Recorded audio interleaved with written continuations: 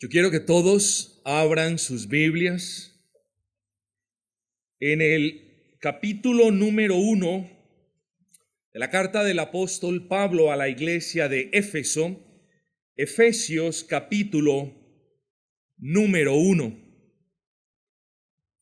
Y vamos a leer 3 versículos, del 15 al 17. Presten atención, mis amados.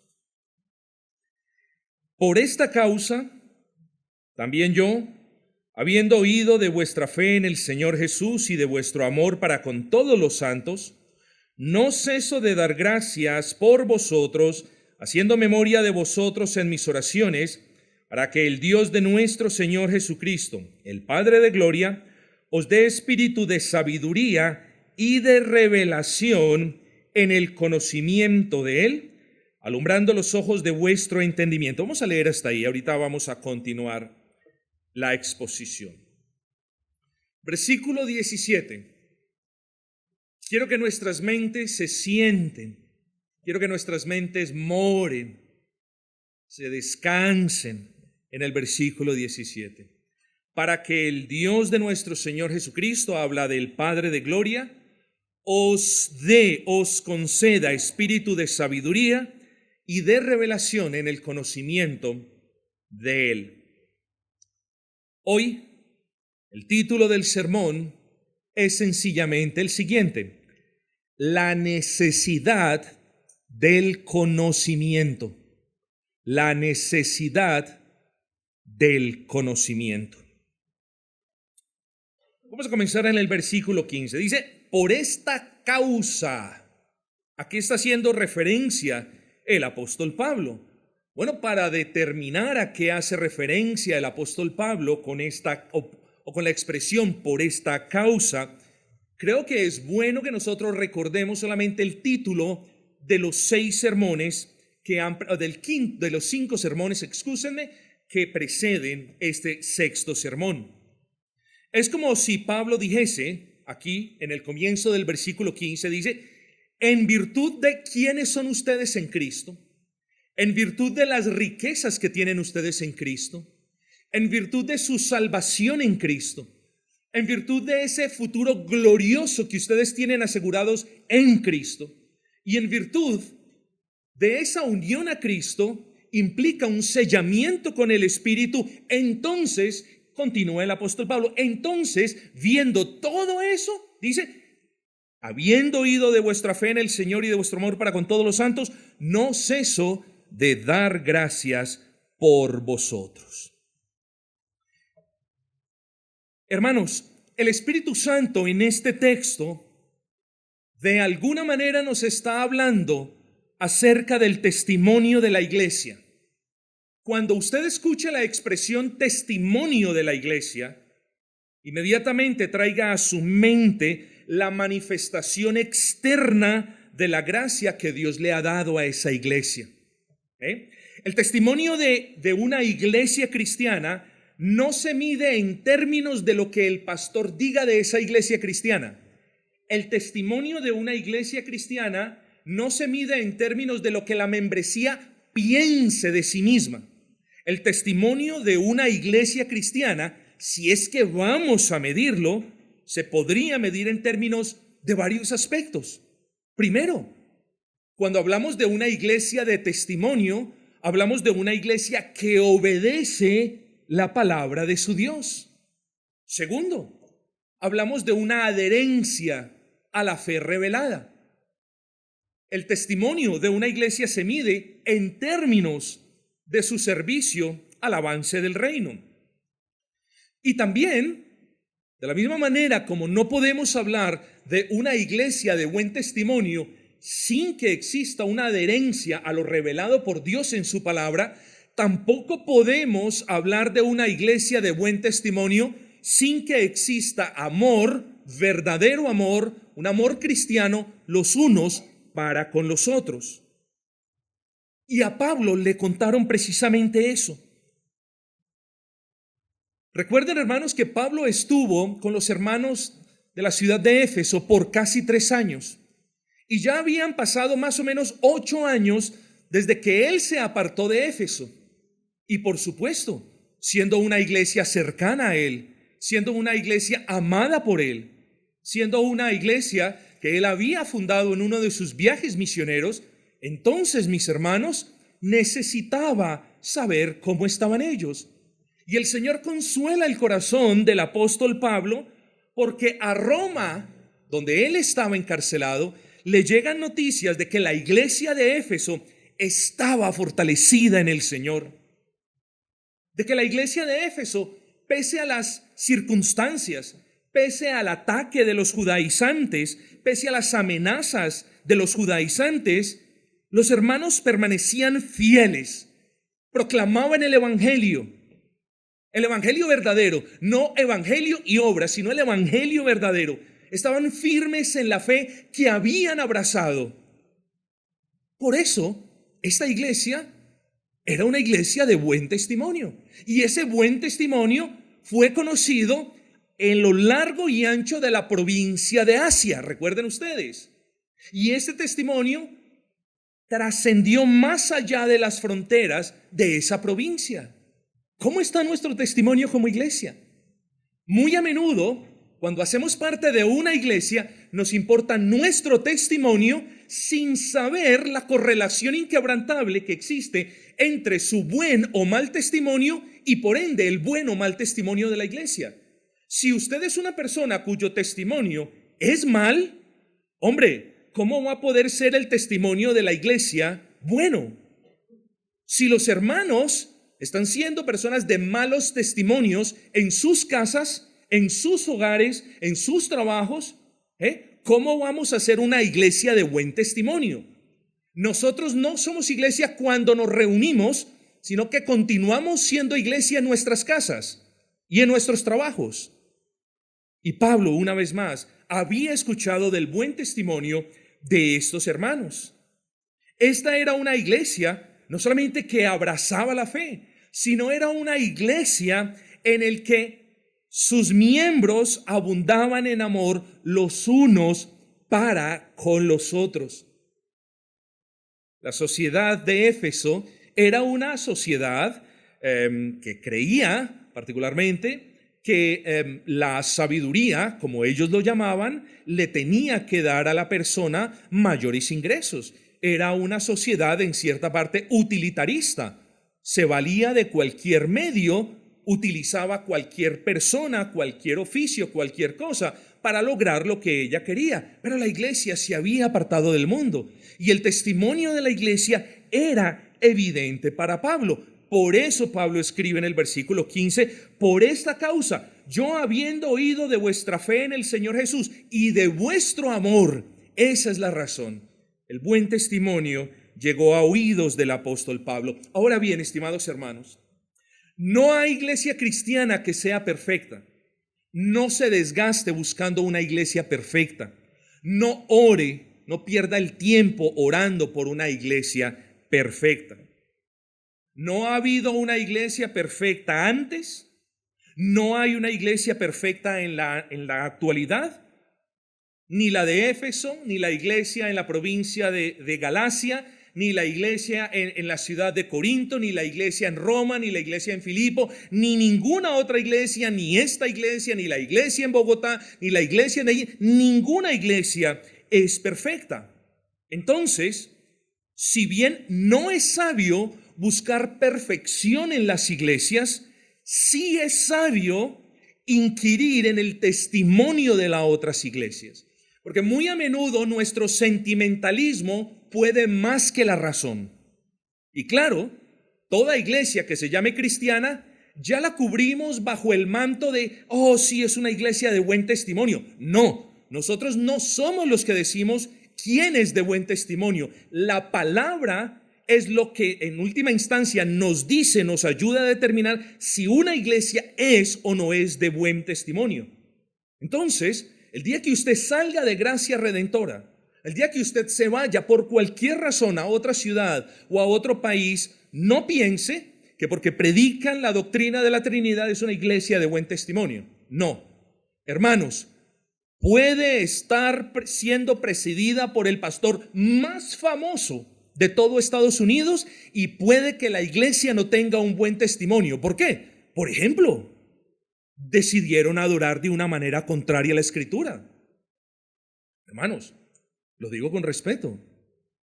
A mí no me importa si es el doctor Sproul, está en la gloria del Señor ya. No me importa si es el doctor John MacArthur. No me importa si es nadie. Si la iglesia precedida por él se inclina a una práctica contraria a la palabra, no es de buen testimonio. El buen testimonio no se lo da el nombre del pastor. El buen testimonio se mide en términos de los asuntos que vimos ahora. ¿Cuán obediente es la iglesia? Entonces pregúntese, ¿cómo adoran en esa iglesia? No, es que eso es lo secundario, como nos han enseñado. Mentiras. La adoración a Dios es algo cercano al corazón de Dios. Ustedes recuerdan la historia de Nadab y Abiú. Estaban en un acto de adoración, decidieron adorar como a ellos bien les plació, y ahí podemos ver una violación del principio regulativo de la adoración. Entonces no se puede hablar de buen testimonio de una iglesia que adora como bien le parece. No podemos hablar de buen testimonio de una iglesia evangélica que no proclama el evangelio. Tengamos cuidado con eso, mis amados hermanos. No permitamos que la carne, esos sentimientos que muchas veces son carnales, más que espirituales, más que objetivos, pierdan o nos embolaten siendo objetivos, valga la redundancia. ¿Cómo predican el evangelio? No, sí lo predican, pastor. Hermano, ¿y cómo predican el evangelio? No, en medio de los cultos hacen la obra de teatro. ¿Pero cómo es eso? No, hermanos, el testimonio de una iglesia depende de muchas cuestiones. ¿Cuánto obedecen la palabra del Señor? ¿Sirven al Señor? Bueno, si sirven al Señor, ¿de qué manera sirven al Señor? ¿Cómo viven los miembros en el seno de la iglesia? No. Esa iglesia se conoce por los chismes de Antonio. Esa iglesia se conoce por la infidelidad de doña Petra. Esa iglesia se conoce por el carácter altivo de Atanasio. ¿Por qué somos conocidos como iglesia? ¿Por las disoluciones que hay entre los hermanos? ¿Por el pecado que hay en el hermano? ¿Por los chismes de la hermana? Hermanos, si somos conocidos por nuestro pecado, nuestro testimonio está por el suelo. Y estamos en el negocio no de honrar a Cristo, sino de desacreditar su nombre cada vez que nos reunimos. Tengamos cuidado con eso, mucho cuidado con eso. Por cierto, hay personas que dicen, y no voy a entrar mucho en esto porque hay personas que dicen, es que en esa iglesia no hay amor. Yo cada vez que escucho eso, yo me hago la pregunta, ¿saben estas personas qué es amor? Y siempre llego a la misma conclusión, no saben qué es amor. Porque si amor es aceptar el pecado, no decir nada al respecto del pecado, aprender a convivir con el pecado de la hermana, ver al hermano andando mal en el Señor y simplemente no meterse con el hermano o la hermana, entonces, si eso es amor, entonces nosotros no amamos a nadie. Es más, ninguna iglesia cristiana debería amar a nadie si eso es amor.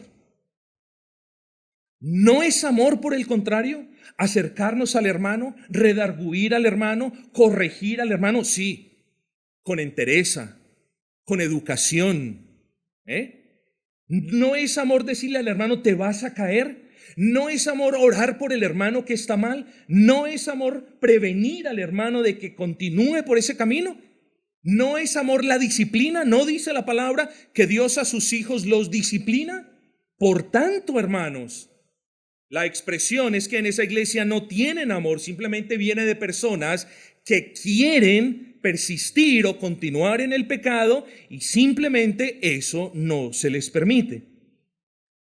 Ahora bien, el apóstol Pablo dice por esas cosas, es decir, por ese testimonio de ustedes, amados hermanos en Éfeso, que brilla para la gloria de Dios.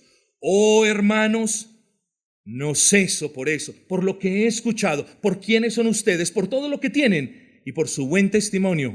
Hermanos, no ceso de dar gracias por vosotros, haciendo memoria de vosotros en mis oraciones. Aquí vemos a Pablo orando con acción de gracias, por la obra de Dios en los hermanos en la iglesia. Y quiero en realidad, cada uno de ustedes, présteme atención, quiero en realidad que cada uno de ustedes se responda esta pregunta. ¿Cree usted en toda limpia conciencia que Dios está obrando en ustedes? Yo como pastor puedo tener una idea de cada uno de ustedes, de cómo está obrando el Señor o de cómo no está probablemente obrando el Señor. Pero quiero que ustedes se hagan esa pregunta. ¿Están venciendo más el pecado? ¿Se están fortaleciendo más en la palabra? ¿Pueden vencer de una manera más certera la tentación? ¿Sienten deseos de leer la palabra? ¿Sienten inclinación por congregarse? ¿Tienen deseos de ver a los hermanos? Hombre, hermanos, ahí se ve la obra de Dios. Siempre pensamos que la obra de Dios es en el pan que tenemos en la mesa. Y bueno, es un favor que Dios nos hace. Pero no mire el pan, no mire hacia afuera, mire hacia adentro. Y cuestiónese si Dios está obrando en usted. Porque si Dios está obrando en usted como individuo, entonces está obrando en la iglesia como conjunto, como congregación. Muchas iglesias sufren porque el cristiano descuida su caminar en Cristo y dice, pues bueno, yo estoy mal, sigo mal, me quedo mal y no pasa nada, es mi vida, es mi problema. No, no es su problema. No, cuando usted escoge estar mal y cuando usted se rebela en contra de Dios y cuando usted está andando evidentemente mal en Cristo, no solamente usted es el perjudicado, su familia es la perjudicada, sino que la iglesia es la perjudicada.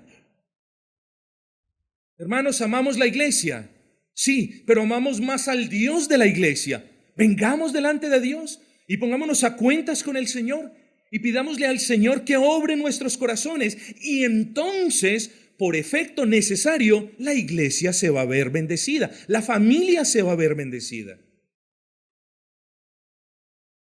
Pablo ora con acción de gracias y le da gracias a Dios por la obra de Dios en los hermanos de la iglesia, pero ora también con súplicas.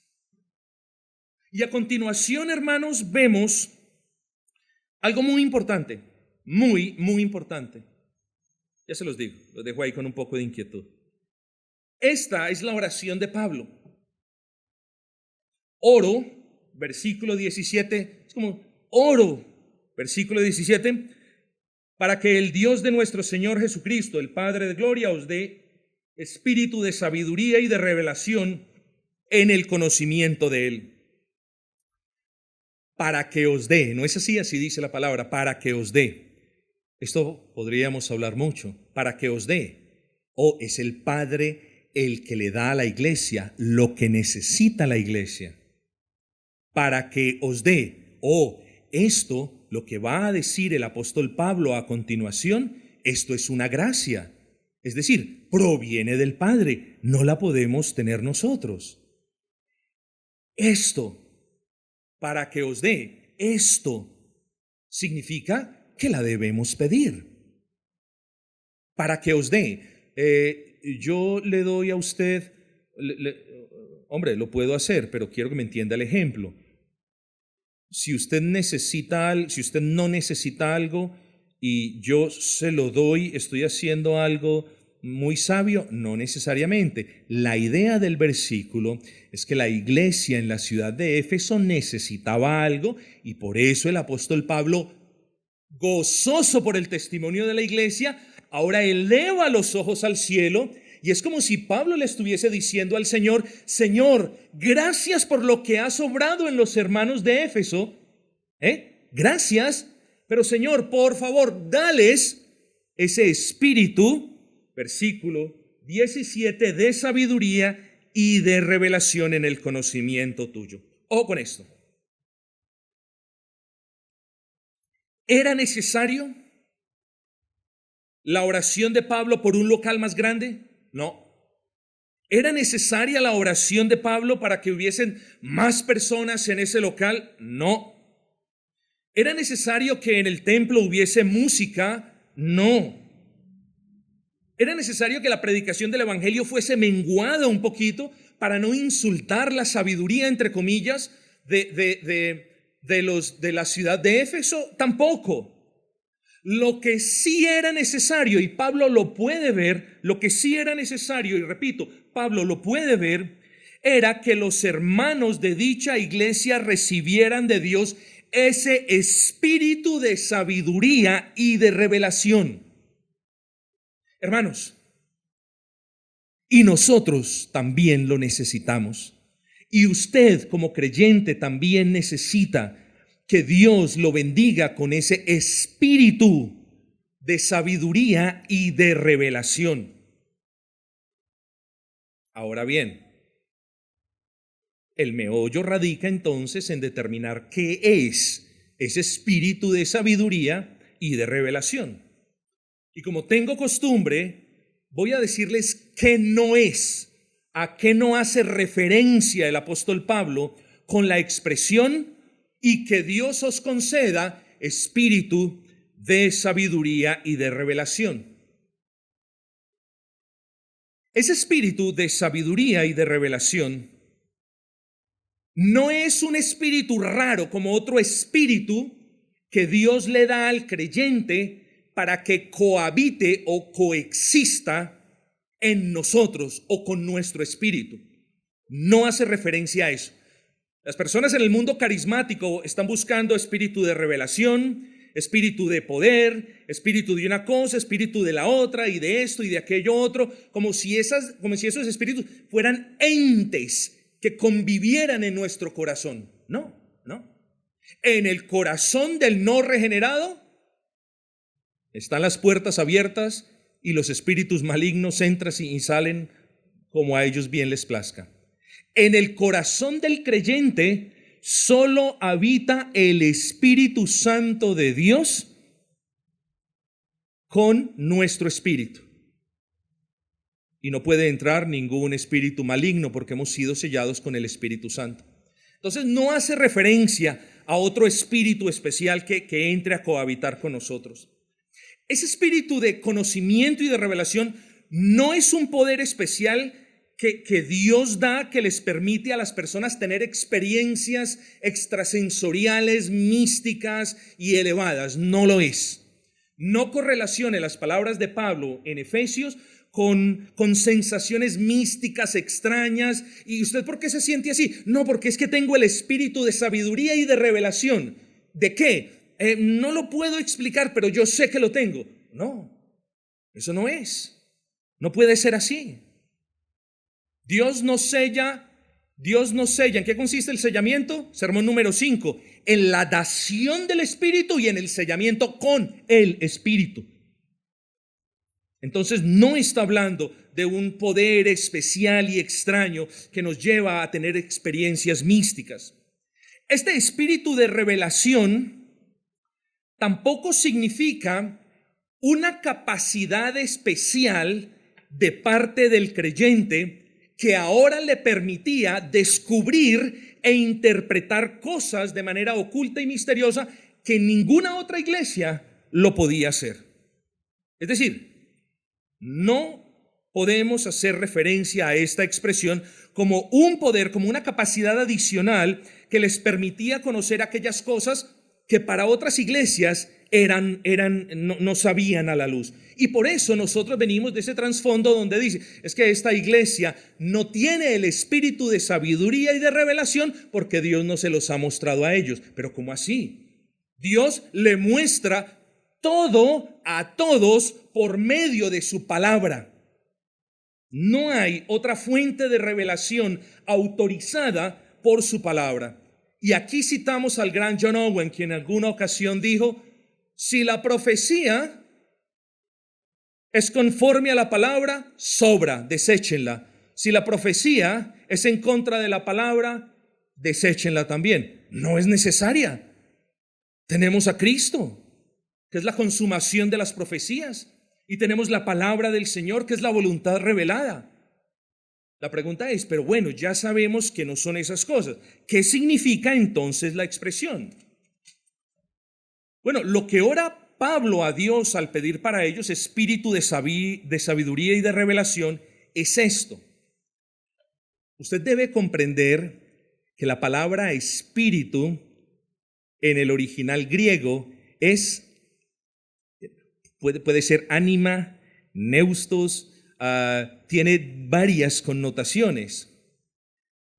Pero hermanos, aquí el apóstol Pablo está haciendo referencia a ánimo, a aliento.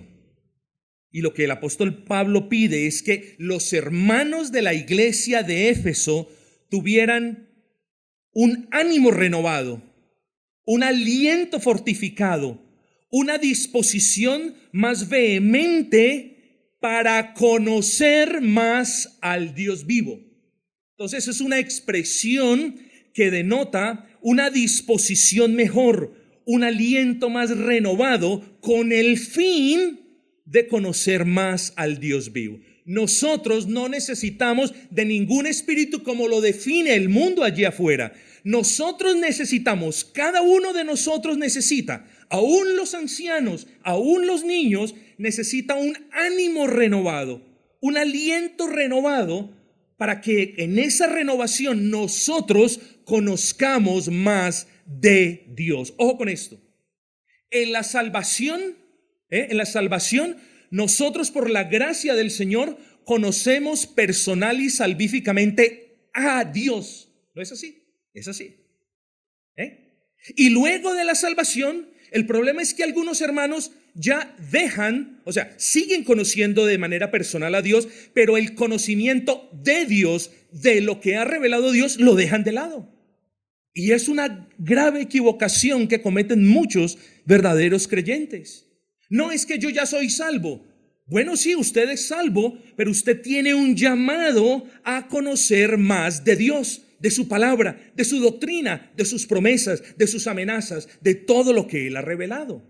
Y es en ese orden de ideas que Pablo, la oración de Pablo es: Señor, concédele a los hermanos de la iglesia de Éfeso un espíritu renovado, una disposición más ferviente para que te conozcan. Ese es el punto. Eso significa la expresión: que Dios os dé un espíritu de sabiduría y de revelación. Pablo ya les había recordado quiénes eran ellos en Cristo, cuáles eran sus riquezas en Cristo, cuán grande era su salvación en Cristo, cuán hermoso era su futuro en Cristo y cuán inquebrantable era su sello con el Espíritu. Ahora lo vemos orando delante de Dios para que ellos no se conformaran simplemente con ser salvos, sino para que Dios les concediera una mayor disposición espiritual para conocer más de Cristo. Ya conocían a Dios personalmente, pero les hacía falta conocer más de su grandeza, más de su voluntad, más de sus doctrinas, más de su ley y más del Cristo que los había salvado.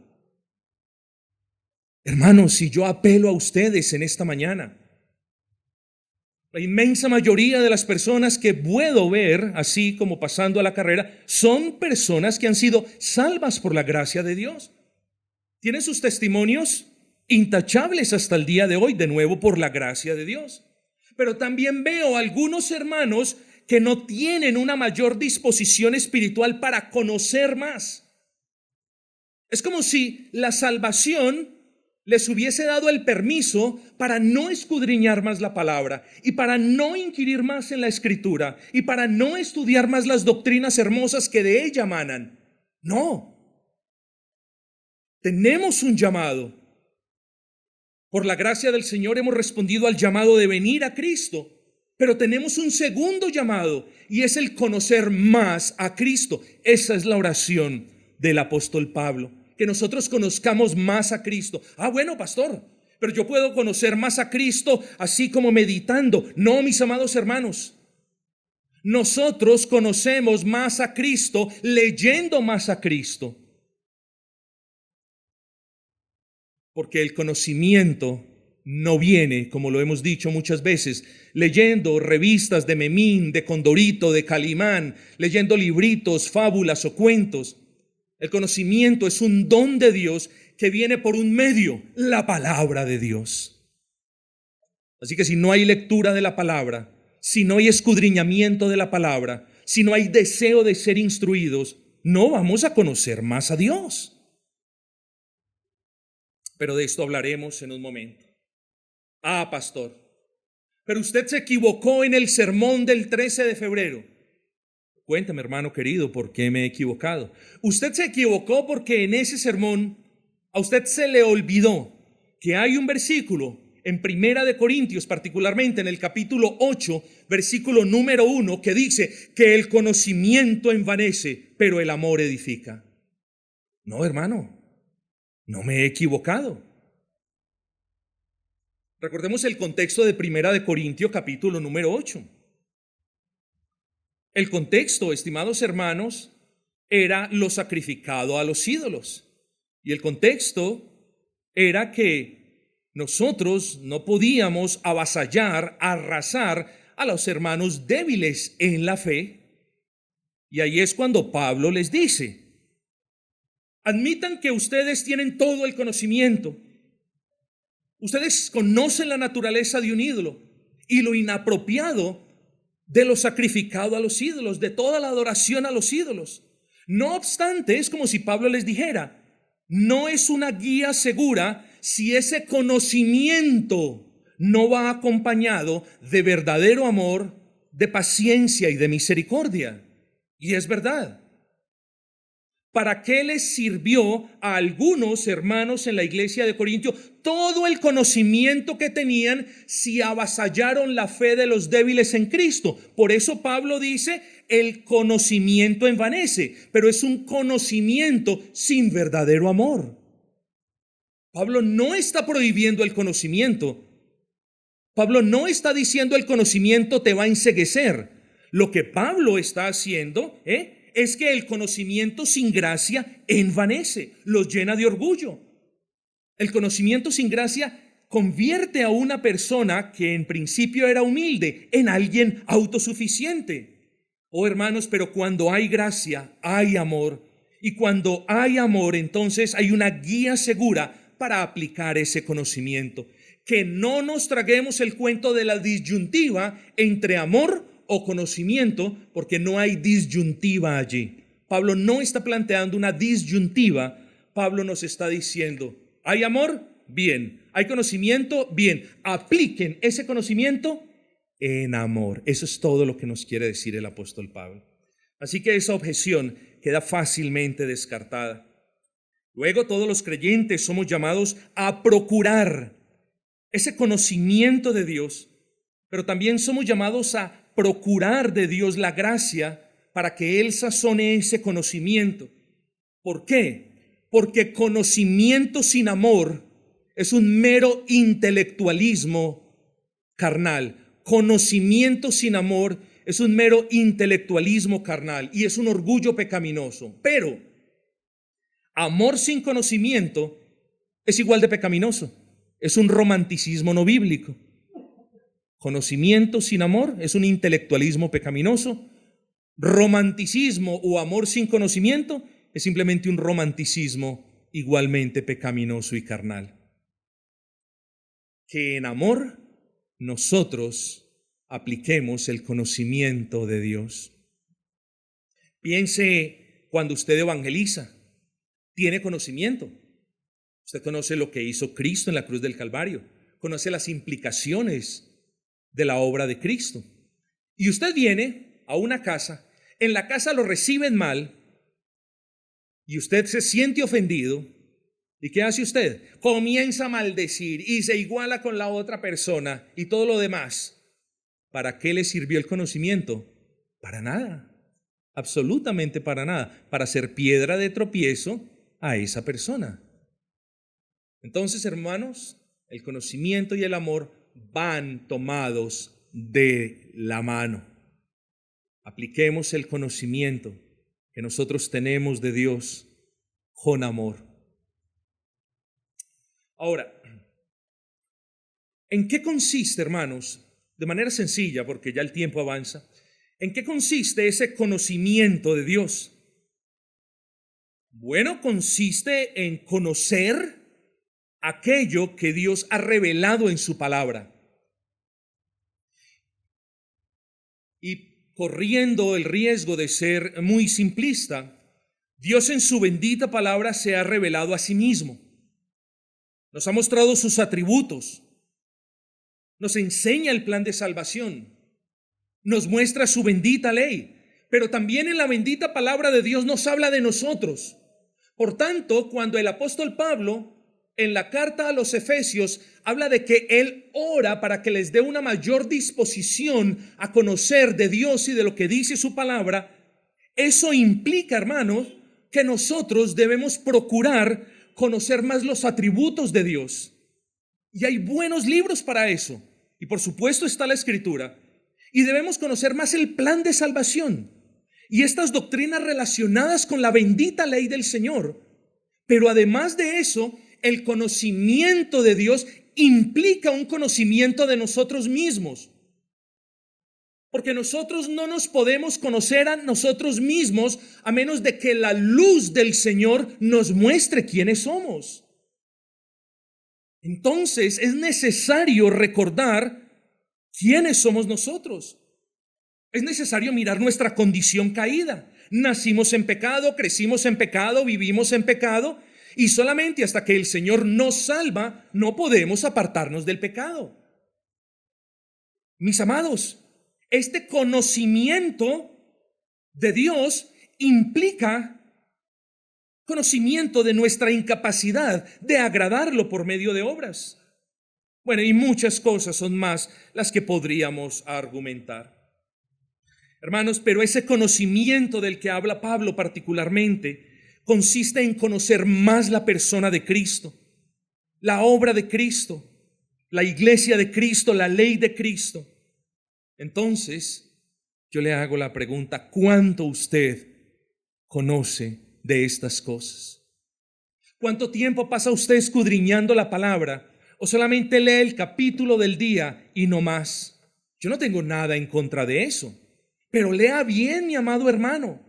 Lea queriendo extraer de esta buena tierra las perlas valiosas para su alma. Pregúntese: Señor, ¿dónde puedo ver a Cristo? Ore en oración, ¿dónde hay allí un deber que necesite cumplir? Así se adquiere el conocimiento. Pregúntele al Señor, pregúntele a la Escritura, permita que ésta le hable. ¿A quién le está hablando? ¿Cuáles son las promesas que hay? ¿Es esa promesa para mí? Allí hay algo que es para la iglesia. Yo he fallado en esto. Entonces, mis amados hermanos, busquemos el conocimiento. El conocimiento no va a venir nunca por medio de una postura semi-hindú. Ya conozco. No. Si usted no procura conocer más de Dios, si usted no viene y apela más a la palabra de Dios, si usted no inquiere en la información que Dios plasmó en su palabra, usted no va a conocer a Dios más.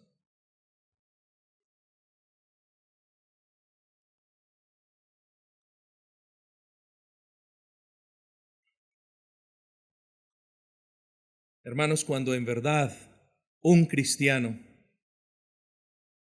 conoce más la persona de Cristo, conoce más la obra de Cristo, conoce más la ley de Cristo, cuando de verdad hay un conocimiento verdadero de ese Cristo, ese conocimiento, en vez de inflarlo, lo llena de humildad, y en vez de enorgullecerlo frente a los hermanos de la iglesia, lo lleva siempre a ponerse a su servicio.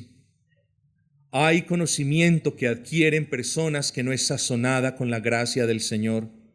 Procuremos conocer más de la palabra del Señor y procuremos también pedirle al Señor que sazone ese conocimiento con amor y con gracia para que nosotros lo honremos a Él. Pero continuemos, mis amados. En los versículos a continuación, entonces, encontramos las razones por las que Pablo ora a Dios para que Él les conceda a los hermanos el deseo de conocerle más, de conocer más su palabra y más la gloria y la hermosura de Cristo. Como les decía, existen hermanos que lamentablemente se conforman con conocer lo más poco posible de Dios, de Cristo y de su palabra y de las doctrinas. Son personas que no le prestan suficiente atención a la siguiente verdad. Y quiero que usted entienda eso. Porque el pueblo de Dios, el verdadero pueblo de Dios, escuche esto, no es un pueblo ignorante. El pueblo de Dios no es un pueblo ignorante, hermanos. No estoy diciendo que el pueblo de Dios sea el conjunto de los más sabios, ni de los más estudiados, ni de los doctores, ni de los filósofos. No estoy diciendo eso. Pero el pueblo de Dios no es un pueblo que ignora lo que Dios ha dicho. No podemos hablar, es difícil hablar de que somos pueblo de Dios, pero no conocemos al Dios que se revela en la palabra. No podemos decir con una limpia conciencia de que somos pueblo de Dios y no conocemos las doctrinas de Dios. Tengamos cuidado con eso, mis amados. El pueblo de Dios, por el contrario, es un pueblo constantemente llamado a conocer la voluntad de Dios. ¿Para qué? Para vivir conforme a esa voluntad de Dios. Ustedes son pueblo de Dios. Ustedes son llamados más a conocer las doctrinas reveladas por Dios para defender mejor la integridad de esas doctrinas. ¿O no dice la palabra del Señor que la iglesia es columna y baluarte de la verdad? ¿Cómo vamos a hacer defensa de esas doctrinas? ¿Cómo vamos a servir de muro de contención contra las mentiras del mundo si no tenemos el conocimiento de lo que es verdadero? No podemos, hermanos. El conocimiento de Dios no es para el hermano que me ayuda, ni para el hermano que siempre está sirviendo, ni para la hermana que más habla de doctrina. El conocimiento de Dios es un llamado que Dios le hace a todos los que verdaderamente hacen parte del pueblo de Dios, al pequeño, al grande y al anciano, hermanos. Es cierto, no todos somos llamados a tener el mismo conocimiento, pero sí somos llamados a que mientras avanzamos por el camino cristiano, nos aperemos de ese conocimiento que Dios nos da por su gracia en la palabra. No somos ignorantes, hermanos. Qué vergüenza cuando, siendo hijos de Dios, hijos de la verdad, abrazando la verdad, conociendo la verdad, viene un falso testigo de Jehová o cualquier otra persona y nos da 3 vueltas en sus argumentos. Qué tristeza, mis hermanos. ¿Por qué? Porque es que no tengo mucho conocimiento de la salvación. ¿Vieron el punto? El conocimiento es necesario para cada creyente. No tenga miedo de rogarle al Señor más conocimiento de su palabra, pero también, si eso ruega, esté dispuesto a emplear más tiempo en el escudriñamiento de la misma.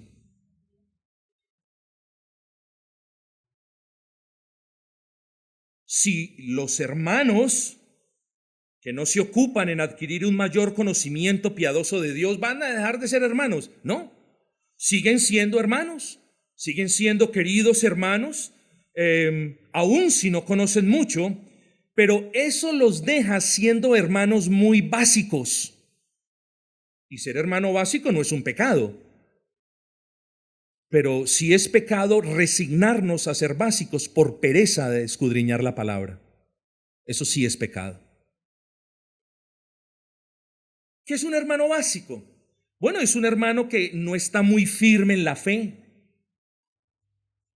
Los hermanos básicos, como no conocen de lo que Dios ha revelado, como conocen a Cristo personalmente, pero no conocen mucho de Cristo, de lo que Él hizo, de la ley de Cristo, del ejemplo que nos dio, de la obra de Cristo, de las implicaciones de la obra, etcétera. Como no conocen mucho de eso, porque se quedaron en la leche para los niños, estos hermanos básicos son propensos a ser perturbados por cualquier viento de doctrina. No es lo mismo que un viento de doctrina venga y le pegue a un hermano que tiene conocimiento que a una hermana que tiene poco conocimiento. No es lo mismo. Es como si dijésemos que es lo mismo que una ráfaga de viento le pegase al edificio de la 23 con octava, por decir algo, que si le pegase a una casa de cartón. Lo uno alberga, lo otro también. El viento no le hace nada al edificio, pero mueve la posición de la caja. Es un ejemplo básico, pero espero que les ilustre el punto. No seamos personas básicas, hermanos. Yo no estoy aquí instándoles a que nos afanemos por ser esos teólogos. No, hermanos. Al fin y al cabo, todos somos teólogos, como bien lo dijo un hermano que está en la presencia del Señor. Pero seamos hermanos que podamos honrar a Dios por medio de una apología digna. Nadie lo está llamando a ser una apologeta, nadie lo está llamando a tener debates televisivos, pero a lo que sí nos llama Dios es a disponernos de manera más disciplinada para aumentar ese conocimiento que viene de Él, porque ese conocimiento nos permite honrarlo más a Él. Pero regresemos a nuestro pasaje y vamos moviéndonos hacia la conclusión, hermanos. Concluyamos pues que era muy necesario que los creyentes de la iglesia de Éfeso desearan recibir ese espíritu de sabiduría y de revelación en el conocimiento de Él. Hermanos, y en el contexto que nos atañe, ¿para qué fin era necesario que los efesios tuvieran un mayor conocimiento de Dios? ¿Me entendieron? La pregunta es muy importante. ¿Para qué fin? ¿Con qué fin? ¿Por qué? Era necesario, muy necesario, que los efesios tuvieran un mayor conocimiento de Dios. Sencillo, vengamos a los versículos subsiguientes. Era necesario tener un mayor conocimiento de Dios para, primer punto, para tener más luz al respecto de cualquier asunto. Versículo 18, alumbrando los ojos de vuestro entendimiento. Hermanos, hay veces no comprendemos cosas básicas y eso está bien. No es que yo las comprenda todas a la primera, no, hermanos. Pero yo quiero que usted mire que es necesario tener una mayor disposición, un mayor deseo por procurar en oración ese conocimiento de Dios, ese conocimiento del glorioso Cristo que nos ha salvado, hermanos, porque así vamos a tener más luz. Miren que Pablo correlaciona lo uno con lo otro, dice, alumbrando los ojos de vuestro entendimiento. Les explico, es decir, si el Señor obra en nosotros y nos da una mayor disposición por la búsqueda de ese conocimiento que no viene de revistas, que no viene de mi mente, que no viene de lo que digan otros, sino que viene de la Escritura, entonces mis ojos serán alumbrados. Voy a entender más. Yo quiero que usted entienda que ese espíritu de conocimiento, esa mayor disposición de conocer más de Dios, es una necesidad en cada uno de los creyentes. Bueno, el creyente que poco conoce, poca luz tiene al respecto de asuntos de doctrina y práctica. Y si poca luz tiene al respecto de asuntos de doctrina y práctica, entonces muy probablemente va a enseñar una doctrina errada y su práctica va a ser errada. Conclusión, ¿se necesita o no necesita un mayor conocimiento? Claro que sí, ese es el punto del apóstol. Segundo, ¿para qué era necesaria que el Señor obrara en ellos esa mayor disposición por conocer a Cristo, a lo por Él revelado y todo lo demás? Bueno, para que no perdieran la esperanza de aquel futuro glorioso al que fueron llamados. Eso nos dice la segunda parte del versículo 18. Para que sepáis cuál es la esperanza a que Él os ha llamado. Preste atención a esto. El creyente que poco conoce las promesas de Dios respecto al futuro glorioso que le aguarda, suele con mucha frecuencia perder la esperanza cuando vienen las tribulaciones. ¿Por qué? Porque conoce poco las promesas, porque conoce poco las bendiciones que hay en medio de las tribulaciones. ¿A qué promesa va el creyente a apelar si poco conoce las promesas? En medio de una tribulación, ¿cuál va a ser la esperanza si poco ha leído de los pasajes que nos hablan de la esperanza? Entonces, repito, es necesario que nosotros le pidamos al Señor un espíritu más dispuesto, más pronto a inquirir, a obtener, a procurar ese conocimiento que a Él le place darnos. Tercero, para ver la magnitud de nuestros privilegios y de las riquezas espirituales. Eso está en la tercera parte del versículo 18. ¿Y cuáles las riquezas de la gloria de su herencia de los santos? Hemos hablado mucho de herencia, pero lo resumo de esta manera. El creyente que poco conoce a Cristo, poco valora la magnitud de la obra de Cristo, y si poco valora la magnitud de la obra de Cristo, poco agradece por lo que tiene. En otras palabras, mayor conocimiento de Dios, de su Cristo, de su palabra, de sus promesas, nos va a llevar a una mayor comprensión de la magnitud de la obra de Cristo. Y si comprendemos la magnitud de la obra de Cristo, entonces estaremos más agradecidos con Cristo. ¿Es necesario o no es necesario procurar más conocimiento? Por supuesto que lo es. Hermanos, y termino con esto, porque esto nos va a servir como abrebocas para el sermón número 7.